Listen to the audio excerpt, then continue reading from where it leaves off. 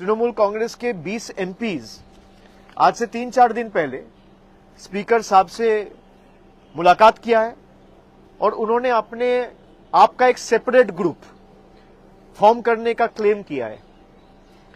20 MPs का जो मैं मीडिया में देखा हूं या न्यूज पब्लिकेशंस में पढ़ा हूं, उसके हिसाब से 20 लोग जाके मिलके उनके पास ये दावा रखा है कि हमको अलग ग्रुप के हिसाब से ट्रीट किया जाए। फिर मिलने के 2-3 घंटा बाद हमें कहीं से पता चलता है कि उनमें से कई लोग 2-4 एमपीज ये क्लेम किया है कि वो एक अलग पॉलिटिकल पार्टी ज्वाइन किया है, जिस पॉलिटिकल पार्टी का नाम है national citizens party of India, जिसके बारे में किसी को पता नहीं था। ना आप कभी सुने हैं, ना वो खुद कभी सुना है, ना मैं कभी सुना हूं। हम में जितने लोग आज यहां पे मौजूद है, किसी को उस पार्टी के बारे में कुछ पता ही नहीं है और उन्होंने ये क्लेम किया कि हम उस पार्टी के साथ मर्ज हो गए। 4-5 सांसद, मैं जितना उनका बात सुनाऊं, उसके हिसाब से हम संविधान के 10th शेड्यूल में जो प्रावधान है, मैं उसी प्रावधान के हिसाब से आज अध्यक्ष जी से मिलने आया था और वहां पे साफ साफ लिखा हुआ है जो डिस्क्वालिफिकेशन या ग्राउंड ऑफ डिफेक्शन है कि आप अगर यहां पे 10th शेड्यूल में 2A में आप अगर देखेंगे, साफ लिखा हुआ है कि मैं वॉलंटरीली अगर पार्टी का मेंबरशिप छोड़ता हूं तो that is one of the grounds for my disqualification from the house. अगर आप किसी और पॉलिटिकल पार्टी में शामिल हुए हो, इसका मतलब आप तृणमूल का मेंबरशिप छोड़े हो। भाई एक साथ तो आप नौकरी करता है पत्रकार का, एक साथ 2 हाउस पे तो नौकरी नहीं कर सकते, कहीं एक जगह करना पड़ेगा। तो अगर मान लीजिए आप एक सिंबल में चुन के आए हैं और फिर 2 साल बाद अचानक आप दावा कर रहे हैं कि मैं इस पॉलिटिकल पार्टी ज्वाइन कर रहा हूं, तो उसी वक्त आपका लोकसभा का सदस्यता पद चला जाना चाहिए। यह पहला ग्राउंड है। दूसरा जो उनका क्लेम है कि हम तो मर्ज किए हैं, 2/3 है, उसके जो प्रावधान है 10th शेड्यूल, यहां पे 4th नंबर जो पॉइंट है, disqualification on ground of defection not to apply in case of merger. यहां पे साफ लिखा हुआ है मर्जर तभी माना जाएगा जब 2/3 of the political party merges into another political party, not just the legislative party.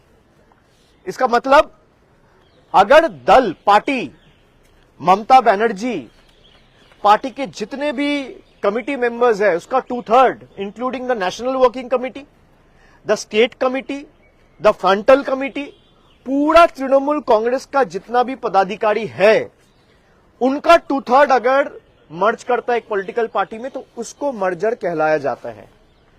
अगर 2/3 एमपीज चला जाता है तो that will again lead for their disqualification. Based on that, I as a leader of Lok Sabha of Trinamool Congress, I have submitted 20 different disqualification petitions. मैं एक आपको दिखाता हूं। ऐसे 20 डिस्क्वालिफिकेशन पिटिशंस, मुझे नहीं लगता इंडिविजुअल डिस्क्वालिफिकेशन पिटिशंस पिछले कई साल में सदन में किसी ने फाइल किया है। कुछ कलेक्टिवली फाइल हुआ है।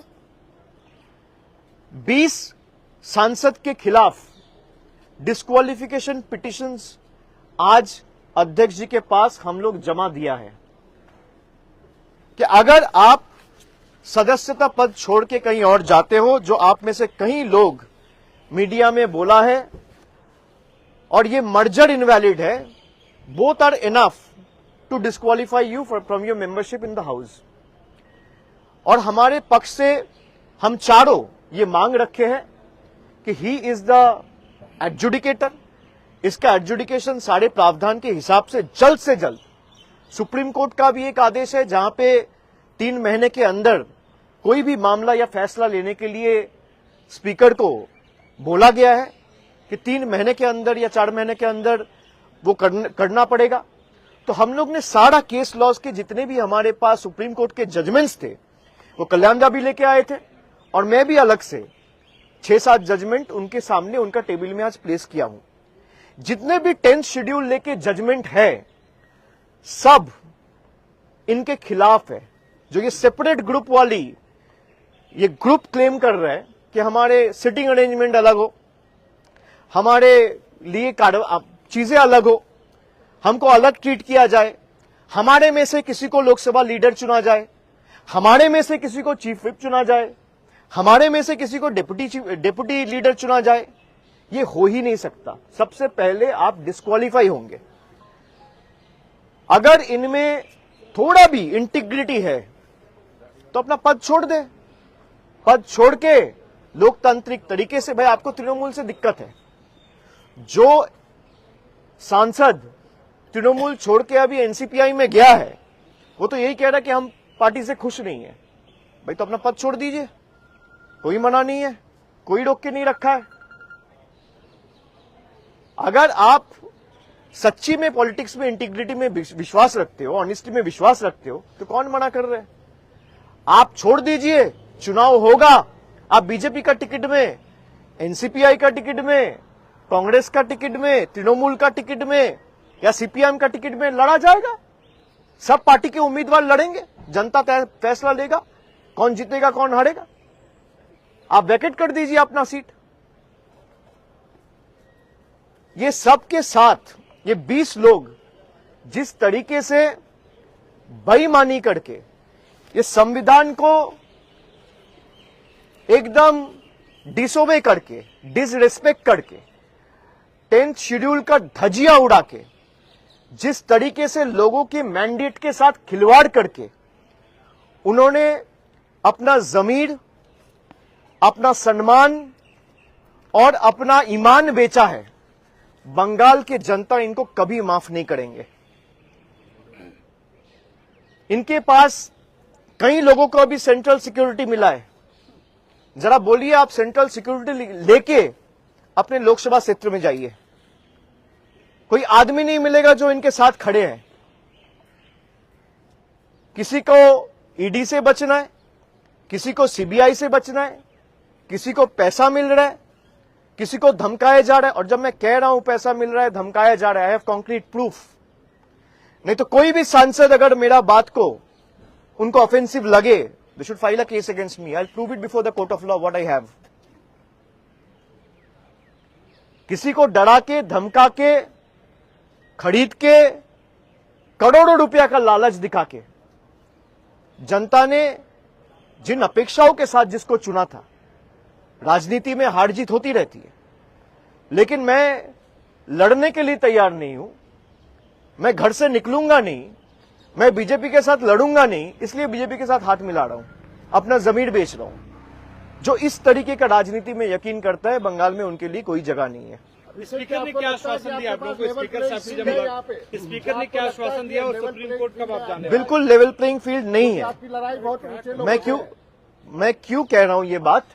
क्योंकि पिछला 1-1.5 महीना का जो राजनीति है, जिस तरीके से पार्टी को तोड़ा जा रहा है, और आप खाली बंगाल में नहीं, अभी महाराष्ट्र में भी आप देख रहे हैं कि एक बार शिवसेना को तोड़ दिया गया, शिवसेना का 2 टुकड़ा किया गया, फिर दूसरे टुकड़े का और एक टुकड़ा बनाया जा रहा है अपने फायदे के लिए। यह संविधान बदलना चाहता है किसी भी कीमत पे। ये लोगों के ऊपर भरोसा नहीं रखते हैं। अगर लोगों के ऊपर भरोसा रखता तो 30 लाख लोगों को वोटर लिस्ट के बाहर रख के चुनाव नहीं किया जाता।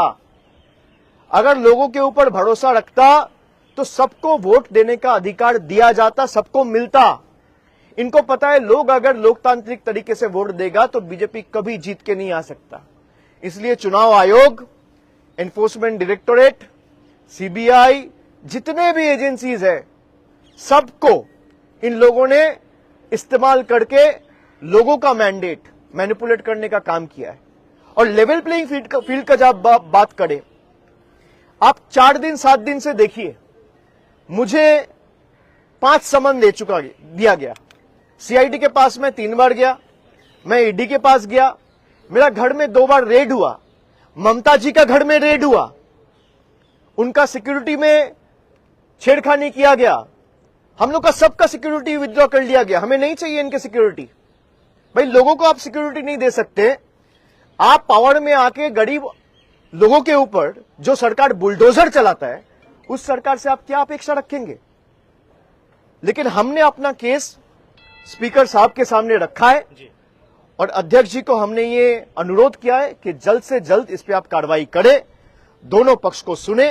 क्योंकि आप अगर संविधान के हिसाब से जाएंगे या सुप्रीम कोर्ट के जो जजमेंट है वो साफ इनके खिलाफ जाते हैं। क्योंकि आइदर आप कह रहे हैं कि भाई मैं दूसरा पॉलिटिकल पार्टी में 2/3 बन के रहूंगा, मैं दूसरा पार्टी का मेंबरशिप बन के उस पार्टी में रहूंगा, तभी आपका